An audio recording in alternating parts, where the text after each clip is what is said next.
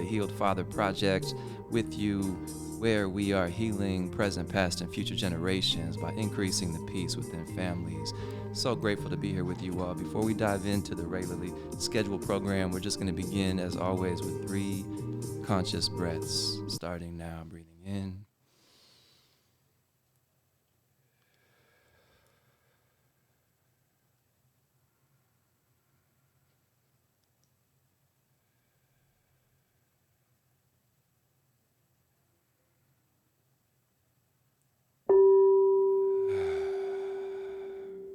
All right, that is it. Presence is awakened.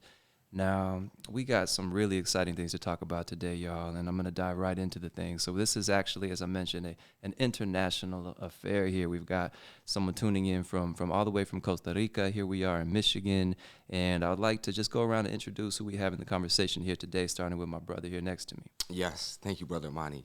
Peace and greetings, world. My name is Jacob Penny Johnson. I am a 5th-generation Kalamazoo, Michigan resident. I am a father of 2 beautiful children, my 12-year-old daughter, Zay, and my 7-year-old son, Malik. I am currently in a co-parenting relationship, formerly married, went through a divorce, and really want to shout out all the mothers of the world, especially my co-parent, Melanie. But I also help out with a fatherhood program here in Kalamazoo, Michigan called the Fatherhood Network, where I work as the director of wellness. And so super excited to talk about this intersection of fatherhood, family, and wellness. Yes. So super glad to be here. Thank you, brother, for helping coordinate. Welcome, my brother. All right, and yes, also we have Brother Tony here tuning in from Costa Rica. Let's let the people know who you are, my brother. Yeah, I appreciate being here. Always a pleasure, always a joy. My name is Tony Nabors. I reside in Costa Rica right now. I'm from Washington State. It's been international for a few years. Went from Washington to Tanzania to South Africa. Now I've been here in Costa Rica since May 2024. I actually have two answers to my age when I became a father. Um, Technically, I was 23, but we actually had a few losses first. So my oldest son, who was here on this planet in this lifetime, I was 27 when he was born. Um, I also am in a very similar place as Brother Jacob in terms of being divorced, co-parenting with my ex here in Costa Rica. Yeah, shout out to Malika as well. And I am currently in a non-monogamous, polyamorous relationship with my partner Tina, and we'll actually be celebrating our 1-year anniversary tomorrow. So very Congratulations. grateful to be here in this space. Definitely in a space of just wanting to explore and learn new things and share new perspectives, get outside the box, understand stuff that maybe didn't work, figure out things that are working better in community. And I also own a business called Racial Equity Insights, where I work with individuals and organizations that are authentically wanting to center racial equity and justice in their operations in a meaningful and sustainable way. So again, thank you for having me. Always great to hold space with you, brother, and looking forward to the conversation. Hey, welcome, Tony. Congratulations on that 1 year coming up here. Thank you. Excellent Thank you. things, excellent things. And all right, so that leaves me. My name is Amani Gaillard, and I am currently living in between here in Kalamazoo, Michigan, and Costa Rica on the Caribbean side, there in Puerto Viejo. I was blessed to become a father when I was 33 years old. Got started a little bit late because I needed to really discover a little bit more about who I am, and then in becoming a father, found out I knew nothing about who I am, and it's an ongoing process. You know what I'm talking about? And so, yeah, that was in 2020 when my daughter, the starseed Indigo, was born. Yeah, I'm currently with her mother, my spiritual partner, Melissa, and we are figuring it out. We are doing our very best to do the things that we hold important to us, which is, really growing, continuing to expand our awareness of what it means to be parents and to share the gifts that we have and the attainments that we learn through the process with the folks and with our families and our communities. And so, before we dive into the conversation, where, just so you all know, this is really a conversation of 3 individuals who are still very much learning how to navigate the very turbulent, sometimes and incredibly blessed waters of parenthood, right? And so what I'd like to do is just ground this conversation in what the research is telling us to give us an idea of just why these conversations are so important. And so, across the United States, nearly 1 in 4 children grows up without a father in the home, almost 25%, right? And for Black families, of course, that impact it carries a significantly heavier weight. And so, in fact, Black children are 6 times more likely than white children to experience parental incarceration. And fathers in our communities face almost 3 times the national rate of postpartum depression. Continuing here with some of these really startling facts and statistics, studies show that when fathers are missing or struggling, children are more likely to face poverty, depression, behavioral challenges, and of course exposures to untold numbers and forms of trauma. So what we're talking about here today is critical, very important. I would say it's a survival state that we're in, and we really want to move from that state that's not necessary. We can be thriving, we will be thriving, and our families, our sons, our daughters, our communities, they depend on fathers who are emotionally regulated, mentally well, and supported in their healing. And so this is why this conversation matters, and we really want this to be a conversation focused on solutions, though. We know now that conversation is needed, that much change is needed and growth is needed. So now how do we go about that is the question, right? And so we've kind of outlined a few different categories because we're looking at this from a very holistic approach, right? Mm-hmm. Our health and our wellness is not any one single silver bullet is going to solve the state of things. It really is. Let's look at all areas of life. And we're certainly not going to figure this all out in this conversation. This is going to be an ongoing thing for us. And hopefully you all can continue through the journey with us. But why don't we begin with something around our mental health. It's probably one of the things that's been the biggest challenge for me in my journey is finding a real balance in mental health. And I am sure a lot of people face different challenges in their own ways with that. But for me, like one of the biggest things that has been a constant source of growth for me has been meditation. And so,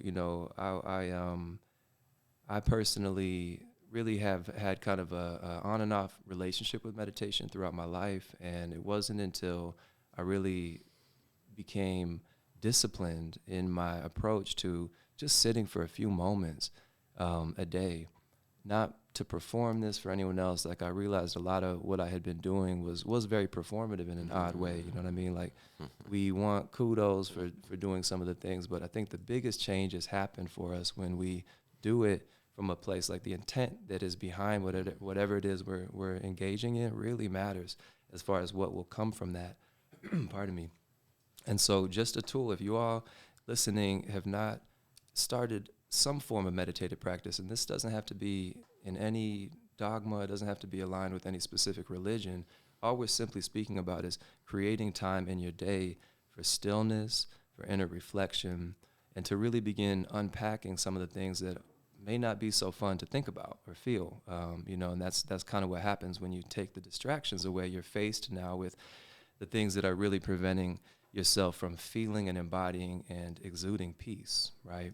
And so that would be my number one recommendation for fathers, for children, for mothers, for everyone, really. If we can meditate, we really will be giving ourselves and everyone in our life a gift of awareness, of presence. And so how about you all, just jump in as you think for yourselves, like what are some of the key components of making sure that you have a really solid foundation of mental health that you can operate from. And of course, that's going to have times where it looks different and it's going to rise and fall. But anything come to mind, gentlemen, when you think about protecting your mental health? Yeah.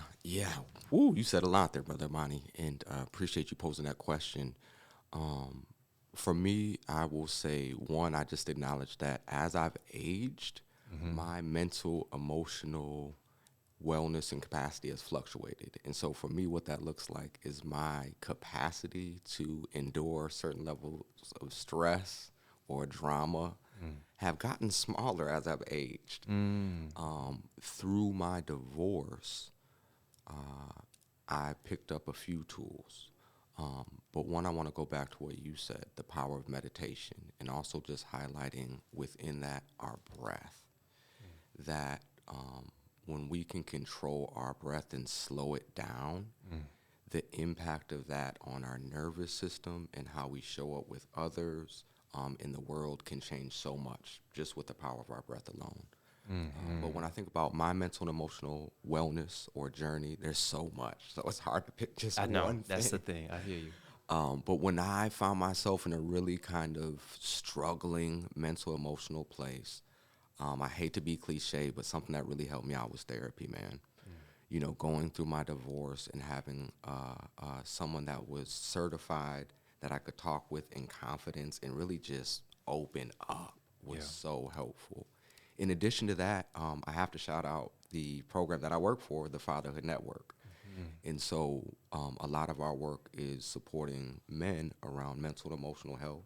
And one of the ways that's showed up for me in a real supportive way is through something that we call dad cafes, where it is just a open opportunity for men and fathers in the community to come and just check in with each other and say, hey, how is my week going?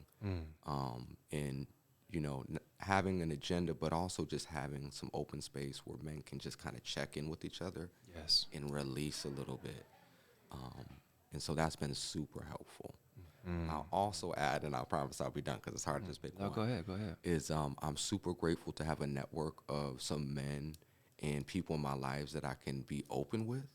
And by open, I mean like cry. You know what I mean? I have had men that I have been able to like, brother, I'm just hurting, and I'm just hurting. And brothers that are just like, it's okay. Yeah. And so Yeah. to have men that I can literally cry around has been very helpful. And those men know who they are. 1,000%, man. Man, I hear that loud and clear. Whew. Yeah. Yeah. So needed, man. All right. How about you, Tony? What comes to mind for you? Yeah, for sure. First of all, just forgive me. There's a little bit of sound in my background. Someone just came over to fix some things, so You my good? apologies You there. good?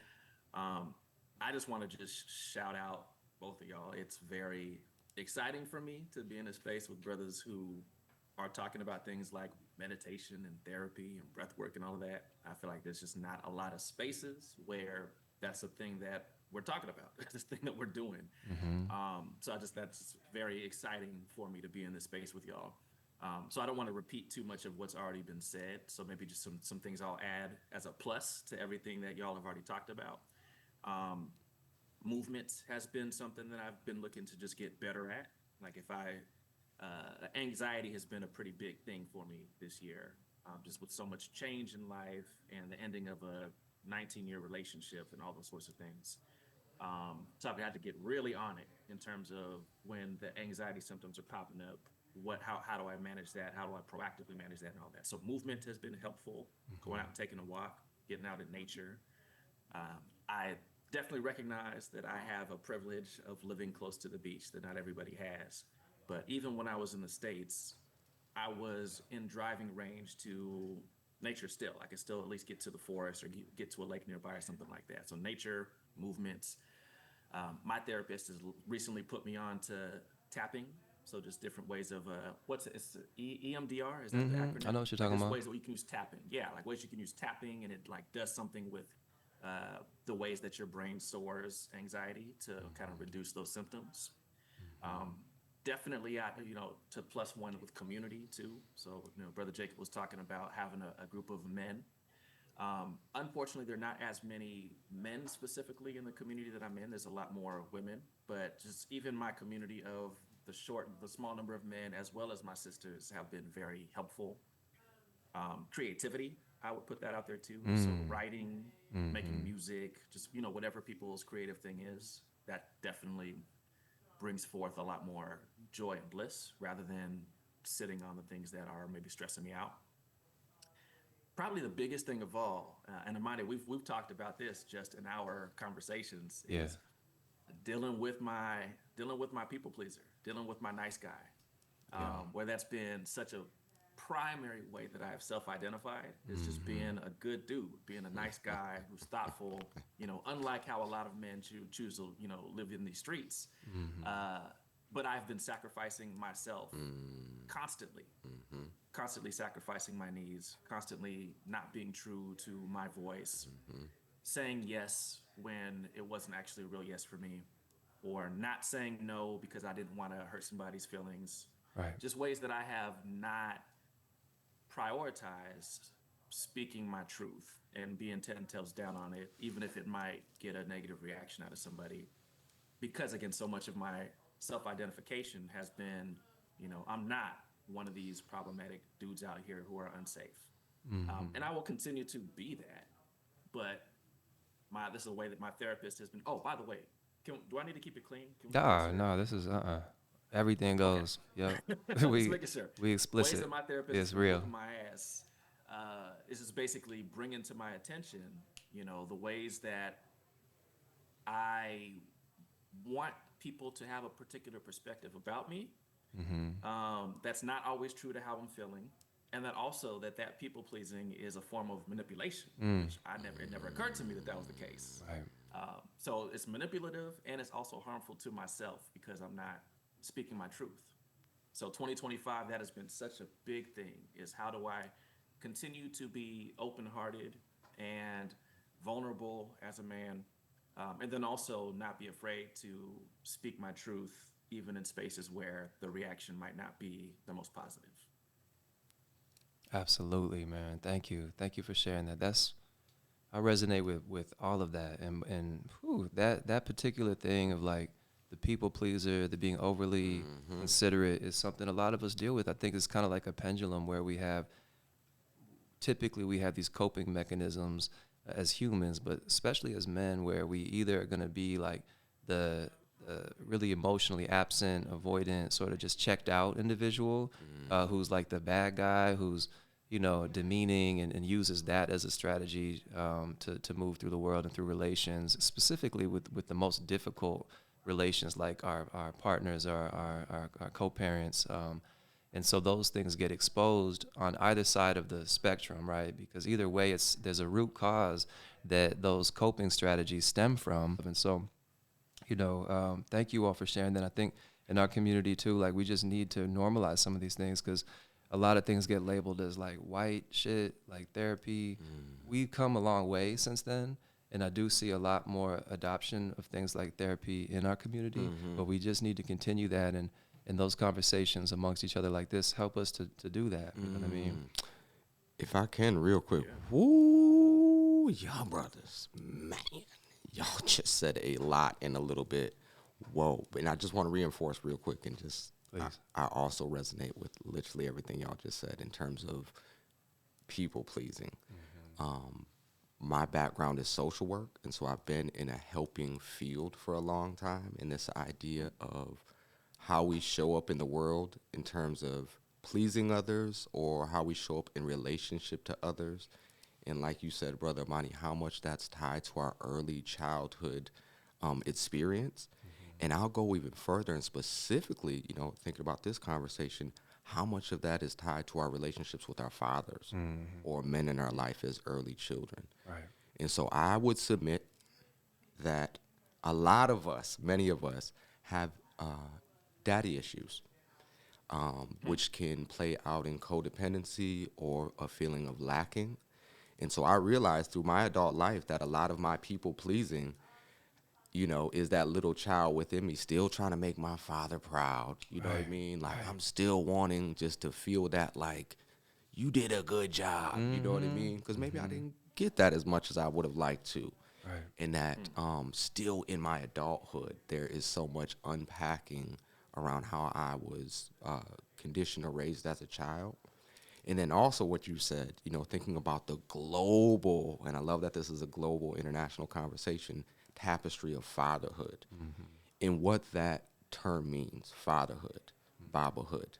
You talked about like the roles, the provider, the protector, and understanding that when we talk about our roles of fatherhood and manhood and masculinity, that it is so much tied to our childhood upbringing, our relationship with our father, how that identity was modeled in a healthy or unhealthy way. So a lot of us, myself, I will speak for myself, we're unpacking childhood trauma. Right. and things that were not healthy in terms of how we grow up in adulthood, but also understanding the global tapestry of father and how like systems impact our role in families and fathers specifically, and that it's not a monolith. That fatherhood in Costa Rica or in Ghana or in Ethiopia may look different than fatherhood in Kalamazoo, Michigan, and that's okay. Right. That it's not a one size fits all. And so, just wanted to uplift that. Thank you. And thank y'all, brothers. Oh, yo, no, that's such an interesting thought because it's not even a monolith. It's like an individual. It's all the way down to the granular single man in that in his unique experiences. You know what I mean? Because it really is. Yet we do have certain things that can help all of us if we engage in them. Without a doubt. And like there's this unifying field that we all can tap into where the healing this is why I really mean it when I say we're healing past, present, and future generations, because that's what's happening. The healing that I'm doing is sending out ripples to my brothers, to my family, and to the whole world, really, in whatever way. That ripple effect's real. You know what I mean? And so, yeah, man, it takes courage. It takes a lot of courage to be doing this because I've been humbled so many times. We talk about in a lot of wisdom traditions, these little mini deaths, right? We're dying to the past every moment, really. And when we can really create an intentional way of living, then we're going to be faced many times with just humility. Bro, like, let's just call it really what it is. The big thing about what fathers need to get rid of is this pride and the ego space. And not to say that ego is totally, we have to really analyze ego, because there are some aspects of ego to me that we have to really welcome and embrace, right?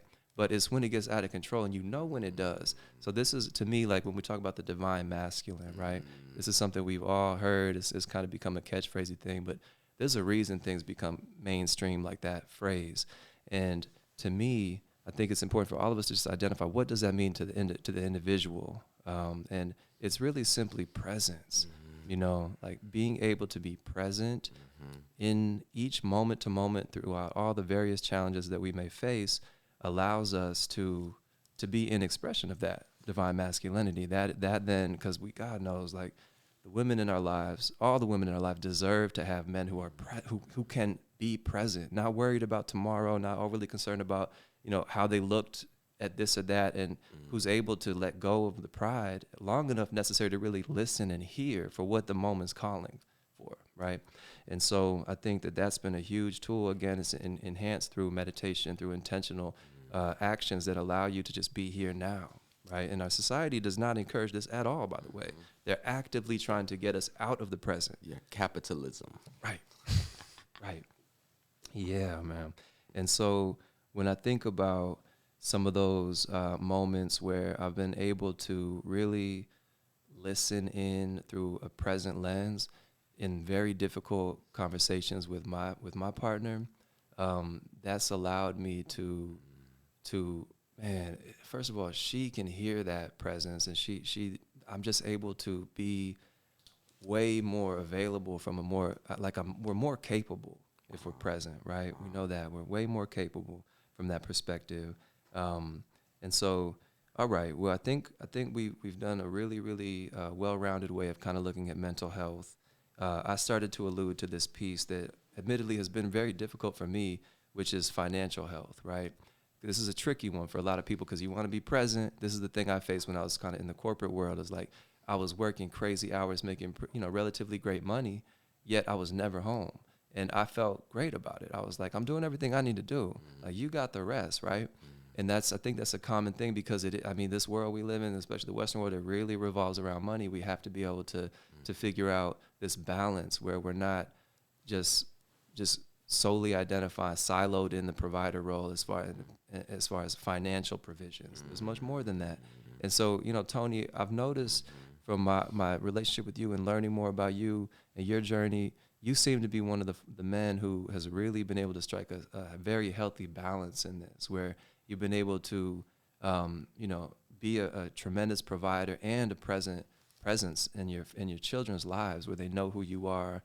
You really are modeling a lot of what I would say will be really, really, man, when your boys grow up, by the way, I don't know if he mentioned, he got 4 sons. coming up under this man right here. You know what I mean? And each one of those boys has a true exceptional father in you, and like in many facets, right? Including financial provisions. And so, like, what have been some of the ways that you've been able to navigate that, where you can still be present and also, you know, like really make good money? You know, that's my question Sure. for you. Great question. Yeah. I will attempt to answer that question.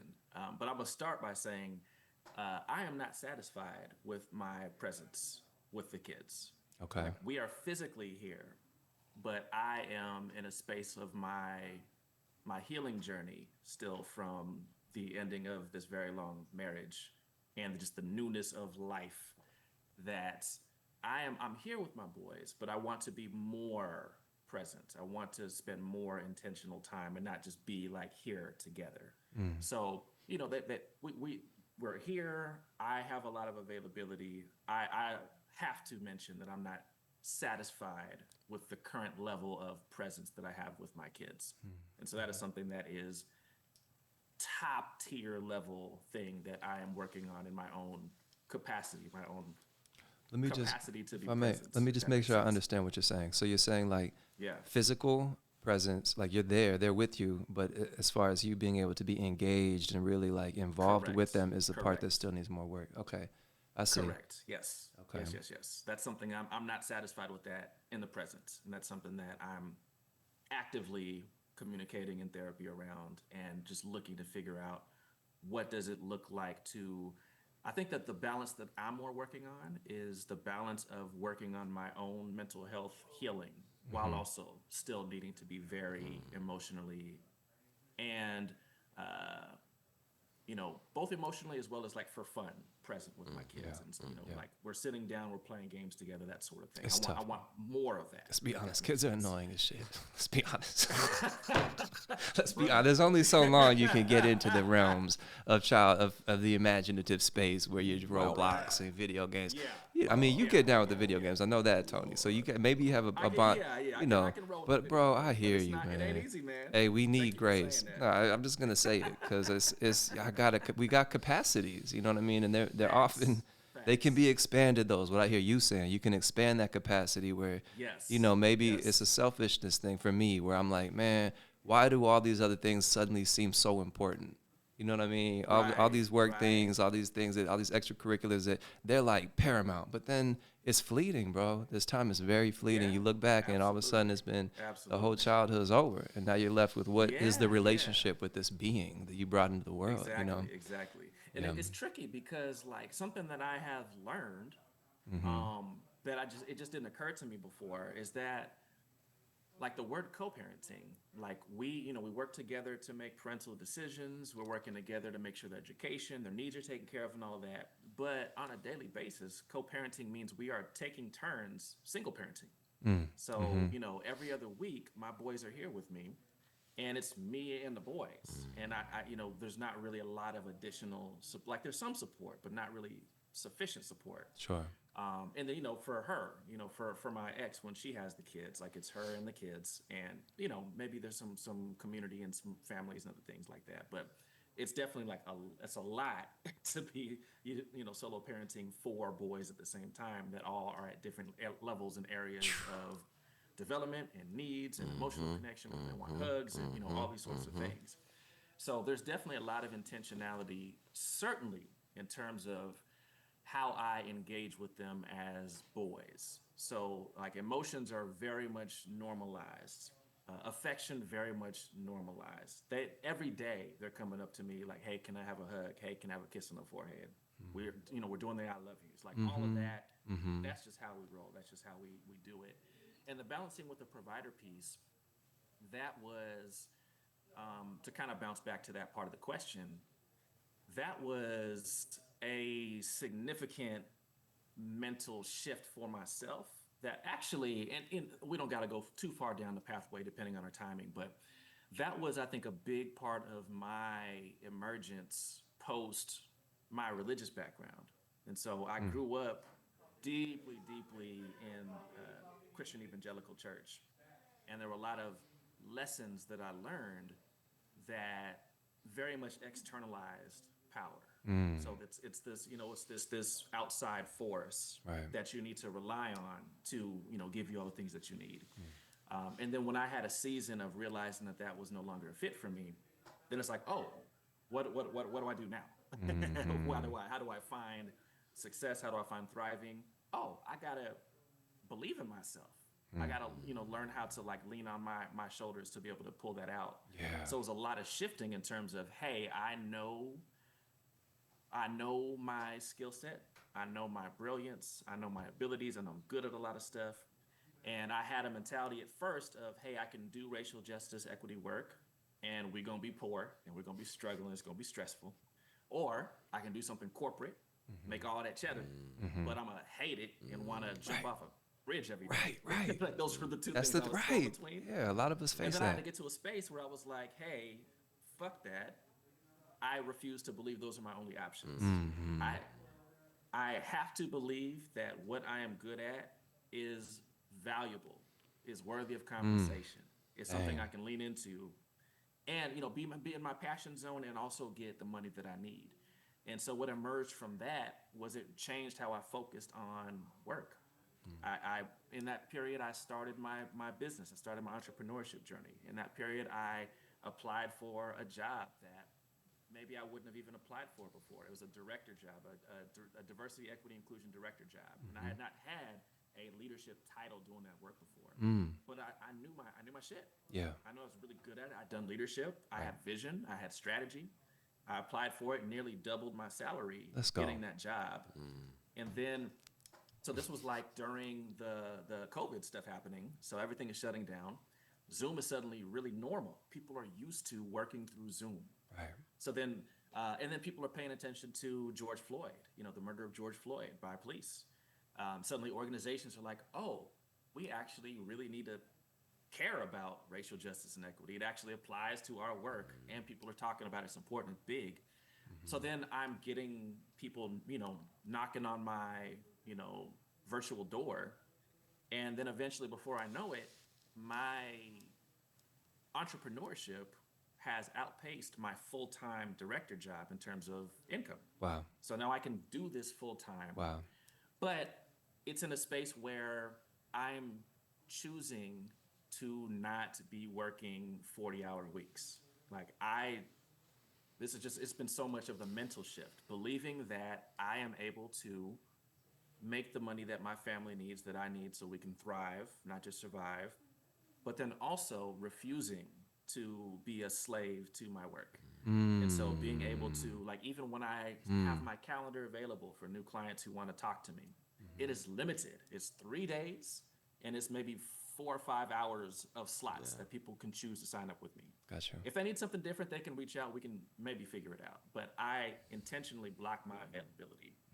In terms of actual teaching, working with clients, it's handfuls of hours per week because I so strongly value time to invest in myself, in my own healing and my journey, as well as time to be able to invest in my children and their needs and their relationship, as well as investing in my community, investing in my relationship, like all these things that I feel are so much more important than a 9-to-5 job. And so I've been able to kind of create some of these things that really started with believing in myself in ways that I had never been taught to do so, especially as a Black man. That's right. Incredible, man. Can we just give it up for brother Tony right there? Yo, man. Incredible achievement and station in life, Tony. That really, really is super inspirational to me, man. Because I know the work that went in that firsthand. Because right now I'm building Still Lotus, the holistic healing company. And I've been bumping my head for the past really year and a half now, trying to figure out how I can do this and maintain stability, and not put too much on my woman as far as to carry a lot of the bulk, and she has been, you know what I mean? And so that then it takes time. It takes time, man. It takes time. Like my business was so slow first maybe 2-3 years. Yeah. It was maybe 3 total clients in the first few years.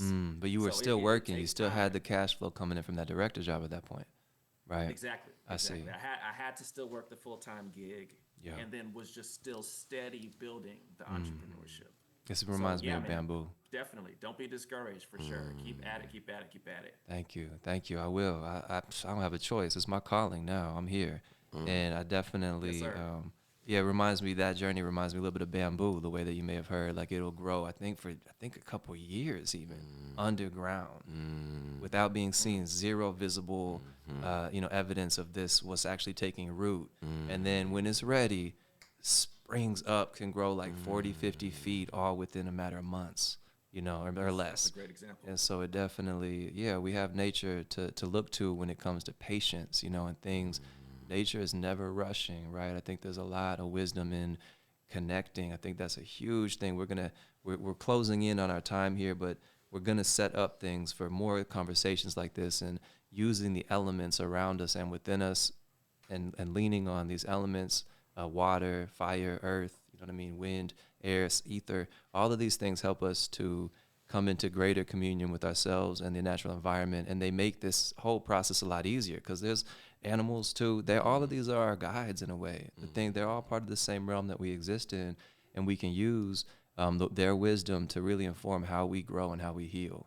It's been a huge part of my journey as far as that goes. And so, man, bro, thank you so much for breaking that down for us, because many of us, myself included, don't know how. It's like a puzzle. I feel like this whole thing of like being able to hit this escape velocity point where you can finally kind of exit the matrix seems damn near impossible until it's not. And people like you really are examples that this can be done. You know what I mean?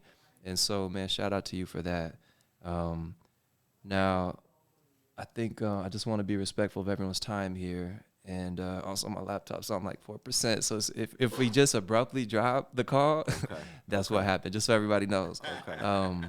Now, this is a broader thing that I think I may say for the next conversation, where, co-parenting health and even parenting in one family health. Like how can we really create more harmony within the family unit, or within the family units in which our children kind of go back and forth between. So stay tuned for that on the next one. Go ahead. Yeah, I'm like, oh man, I know our time is limited. I just want to Please, don't let me rush you, bro. No. This is going to be an ongoing conversation. Yes, I can tell. That's right. And just so much. And I just want to riff real quick. By all means. One, I just want to give a shout out to a team that I'm representing, the Fatherhood Network. And so within all of this conversation, I think one way that men show up in the world sometimes, or I'll speak to myself, is not in relationship with other men or community as much as we need to be. And so this concept of isolation. And so when we talk about approaching our wellness in a holistic way, when we can get together around other men in community and be strategic and, like you said, intentional, maybe even have a program that has a strategy behind it, that there's power there. And so with that said, I just want to shout out the Fatherhood Network. We are based here in Kalamazoo, Michigan, but we do statewide, national, and are in the territory of doing more international work. And so real quick, the Fatherhood Network is here. We have a goal of helping all fathers maintain healthy, engaged relationship with their children. And keyword healthy. And so we were talking about fathers being present in the lives of our children, and that being present isn't enough. We need to be healthy and present. And so we can be present in transmitting trauma and harm. And we need to be present in transmitting healing and wellness and health. Yes. And so also, what is wellness? Like, how do we define that? And so I'm also a part of an initiative called the National Wellness Alliance, which has informed me a lot around this kind of holistic aspect of wellness. And I just want to riff real quick. But they define wellness as living optimally in your environment. And so understanding how much our environment impacts our wellness, which goes back to work setting, but also our behavioral choices. And so scientists will be like, health outcomes are 70% environment, 40%, 40% behavioral choices. This idea of workplace and how much our relationship to our work or our income impacts our individual health and wellness, but also our family, community, and society health and wellness, specifically amongst the African diaspora, or Black folks in North America. And so when we talk about this economic system and our system of work, We have to acknowledge that there's been some exploitation, that there's been some oppression that have impacted how fathers and families of black and brown fathers and families can build wealth, but also our relationship to work. And so we mentioned most of us are maybe working 40 hours a week if we're working a corporate job, nonprofit, or a typical office job. And so for me, how that shows up in terms of my fatherhood and parenting and co-parenting is it doesn't leave a lot of time to be present with my children. And so if I'm working 9 to 5, but children need to be dropped off to school at 8:30 and they get out of school at 3:30, but I get out at 5, and maybe there's extracurricular, maybe there's dinner. That doesn't leave a lot of time for bonding. Right. And so it's just so important, this idea of being present and going back to our breath and really just slowing down. We live in a fast-paced society. Yes. Where it's go, go, go, go, go, go. And for me, that has burned me out. That has contributed to anxiety, and it's contributed to how I haven't shown up the best for my children. And so this idea of being still Lotus is so important, but also understanding that from a holistic perspective, that each dimension of wellness impacts the other. Right. And so whether we're talking about mental, emotional, physical, social, occupational, spiritual, that all of these levers kind of impact each other. But I think at the end of the day, going back to just this idea of how we can show up as men and fathers with regulated nervous systems, so we're not passing on anxiety and stress and trauma to our children if we can. And I think another big part of that for me, and it was already lifted up, in addition to nature and kind of somatics, physical movement, is proper sleep schedule.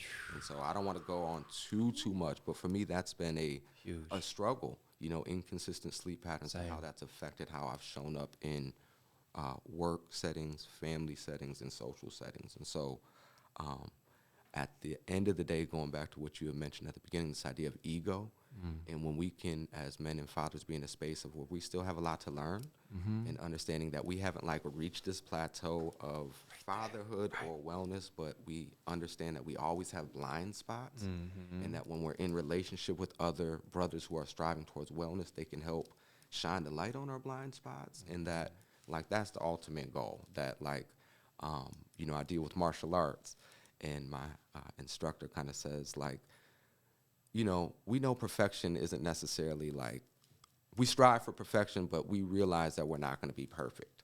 But along that journey and that striving, we can reach excellence. So we may not reach perfect health and wellness, but we can reach excellent health and wellness and excellence in terms of our fatherhood and co-parenting relationship. And so glad to have this conversation. And again, just want to shout out the Fatherhood Network. You can find us on Facebook, social media, fatherhoodnetwork.org. And I'm hoping this conversation continues. This is the beginning. And also just acknowledging the power that we can have conversations around fatherhood, health, and healing across borders. This alone is transmitting some energy, I hope, to others. And so I'm looking forward to the next build. And thank you for letting me riff for a minute. Thank you, fam. Oh, whew. Yes. Just yes across the board, man. I got so many things I want to touch on from that right there. And Fire. You know what I'm talking about. When you hear some wisdom. That's sinking in on me right now. I'm gonna have to let that. I'm gonna play this back myself and hear that. Yes. Bro, and the wisdom of the international access, that's where we learn these things. We've been programmed for generations over here in the United States. And Tony, I know because I've been out there. Over there, when you leave these borders, if you do have the ability to save up, if you can, you will invest in your true well-being by just gaining insight in how are other countries doing this? How are these people who have not been indoctrinated into this very Eurocentric way of becoming totally wrapped around production and the gross domestic product being the main thing we're all striving to. I don't care. I could care less what the GDP of the United States is in the grand scheme of my life, right? That's not the top priority to me. To me, it's we look at countries like Costa Rica, all throughout these so-called third world countries where the priority is each other, is one another, is slowing down, slowing all the way down long enough to really bask in the beauty of this life. Because once we have the correct ways, the correct systems in place, the correct family and networks and brotherhood in place, where then we can realize this is an exciting time to be alive. There's a lot of joy that we can be experiencing and pleasure we can be enhancing in ourselves, and that we're missing out on. And I think that as you know, the humans, we're often motivated by incentives. And so just knowing that things don't have to be this hard and we can lean on each other and make one another accountable for that growth, that's the value we have here, right? Yes. So I would like to throw it one more time to Tony. If you have anything coming up before we head out that you want to plug, any last words for the people, anything that with Racial Equity Insights that you'd like to advertise, anything that where can people see you and follow you and get more from Tony and Nabors?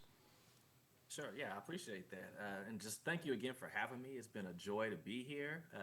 Jacob, I am absolutely going to be looking into Fatherhood Network. A lot of what you said resonated for me, and I love the sound of that support. People can find me on Instagram at Racial Equity Insights, specifically if they're wanting resources related to that conversation. That's also the website, racialequityinsights.com. But I do want to give a special shout out to it's currently, I'd say, very much a baby platform on Instagram. It's called @TheEmotionalBlackMan. And that's where I'm going to be actually having a lot more of these types of conversations. Just what does it look like as a man to be wrestling with all these types of conversations, you know, parenthood, relationships, vulnerability, mental health, sex, all those sorts of different things. Like, what does it look like to think about and engage those conversations from a more open-hearted space, and not just in the very, you know, there's usually two emotions that men feel like we can have, and that's chilling or pissed. So what's it look like when we open that up a little bit more? Right. You know, and so those are things that I want to invite people into my journey. And I'm wanting to definitely be a resource for other people who are trying to have that journey for themselves too.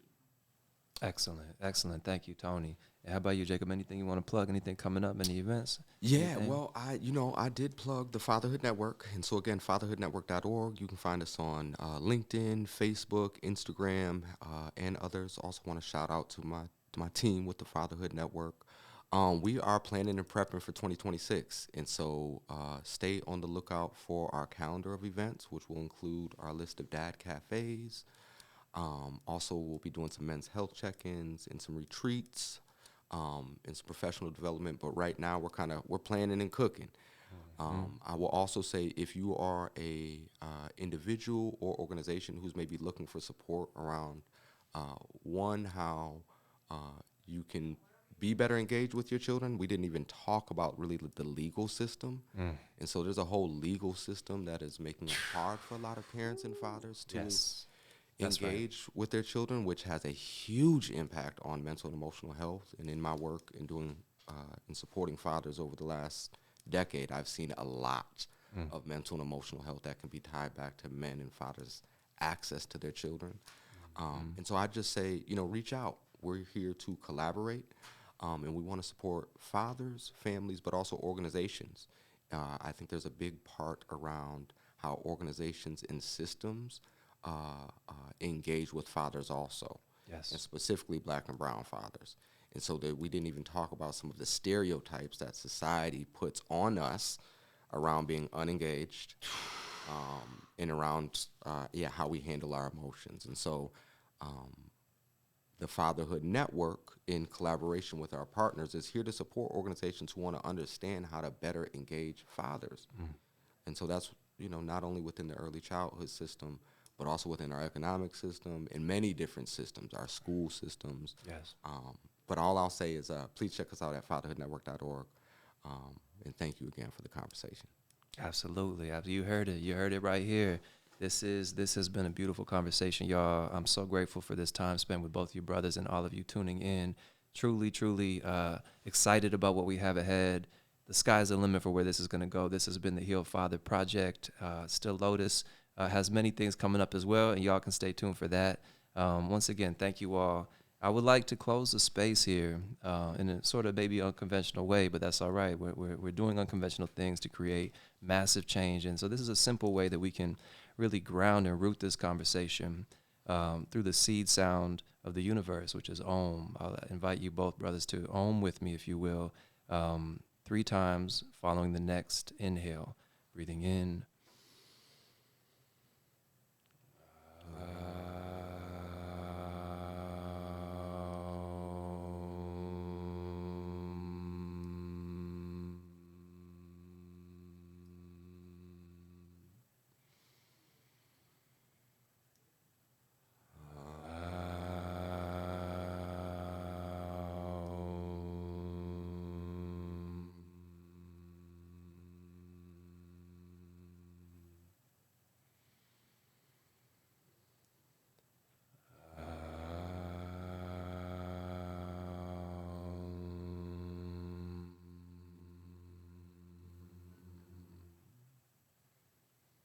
Peace, bliss, I am. One love, y'all. We'll see you on the next one. Peace. Give thanks.